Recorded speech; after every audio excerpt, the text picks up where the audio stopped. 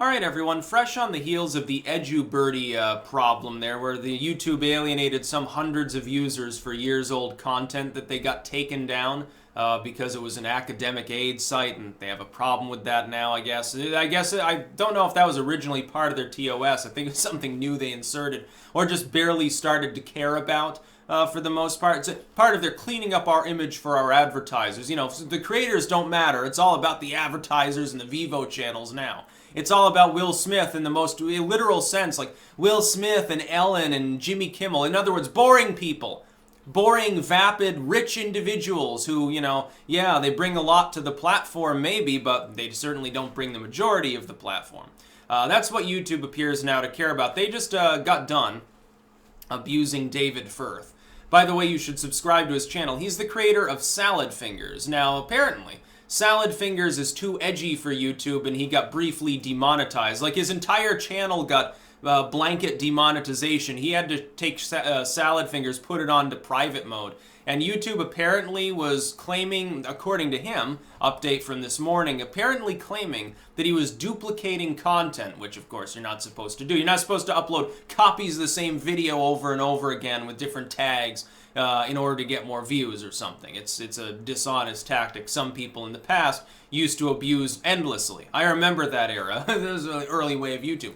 Firth has never done that. He's got almost 1 million subscribers. He's verified, he's very above board, and his content, despite being continuously interesting, is certainly still relevant. Salad Fingers is fucking iconic. Despite that fact, in retrospect, not the edgiest content on the platform. There's people that talk about all sorts of edgy stuff that's beyond Salad Fingers. Salad Fingers is more PG-13 rated content. It's weird, it's creepy. Apparently someone at YouTube didn't like it. Here's the thing. YouTube has restored his monetization, so that's good. But it never should have happened in the first place. He was having problems communicating with them because it was just getting him, he was just talking to a bot, basically. A fucking robot. I would think people who are verified on the platform at the very least should have access to a real human being. I mean, I think we're supposed to. I think that once you're a YouTube partner, I think you're supposed to be able to directly communicate with people. Yet if you put in a privacy complaint, like someone's stealing your content, you will immediately get an email rejecting your claim. Did you know that? You can't actually make a privacy claim anymore on YouTube. It's impossible. You can't do it. It will be immediately rejected. Suppose it will say, oh, yeah, we checked your report and found nothing wrong with the content. You'll get it within 2 or 3 seconds of sending the report. Try it sometime. Well, don't actually, because I think that's against the rules. But you understand what I mean. Just take my word for it, I guess. Unless you have a reason to file such a complaint within the TOS. But Firth getting abused, this is just a symptom of a larger problem, which is YouTube is trying to become the next MTV. The problem, of course, is if you look at MTV, it's basically a shell of its former self. It's just another bland network at this point. For a while, it was very, very edgy, and they had music TV. They had Jackass. They had Here's Some Stern. Here's all the edgy shit that pissed your parents off. It was cool. Now what is it? MTV News. What is it? Oh, meet the new vegan band. We're going to talk to them for 2 minutes. It's going to be wonderful. It's a great, very compelling, newsworthy material. Here's our thoughts on some boring political issue. That's not why people initially watched MTV. They were watching it for music TV and Beavis and Butthead and Jackass and things of that nature. Those were the interesting things. Try finding them on MTV now. Not going to find them. They're not there. That's a problem. That's what YouTube is doing. So you'll get more money, but you're going to have a lot less creators on the platform if you keep abusing them.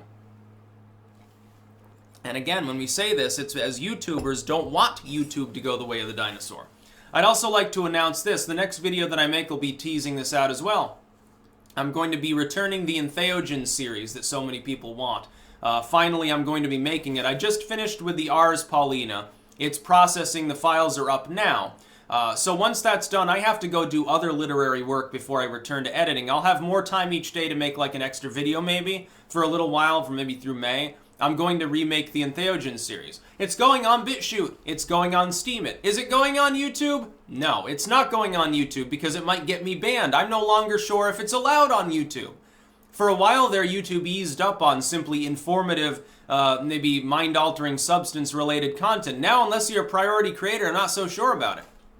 Jimmy Kimmel can sit there smoking weed and YouTube won't have a problem with it. He won't get demonetized on that. In fact, they'll applaud him for being progressive.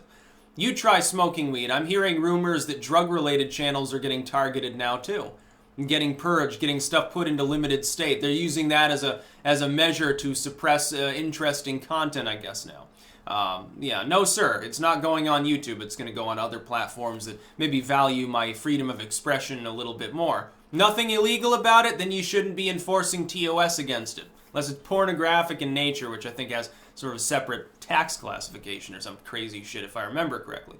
Other than that, you shouldn't be doing anything.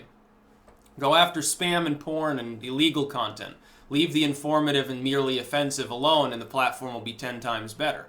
But I mean, if David Firth can be abused for 24 hours, he's got almost 1 million subscribers and he deserves 10 times that. He's got interesting content.